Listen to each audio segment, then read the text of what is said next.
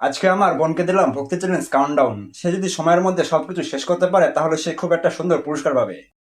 কিন্তু সময় যদি শেষ হয়ে যায়? তাহলে তোমার উপর কৃষ্ণের কৃপা নেই। প্রথম প্রশ্ন, ভগবানকে নিবেদন করার পর খাবারটিকে কি বলা হয়? প্রসাদ। ওয়াও, তুমি প্রথম রাউন্ড জিতে গেছো। হরি বল। সমী, তোমাকে হরে কৃষ্ণ মহামন্ত্র শুরু থেকে শেষ পর্যন্ত সাজিয়ে লিখতে হবে।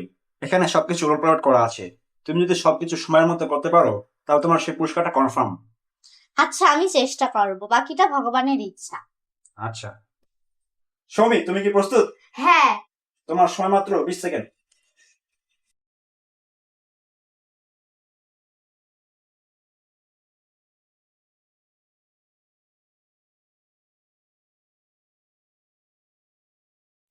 আমার হয়ে গেছে।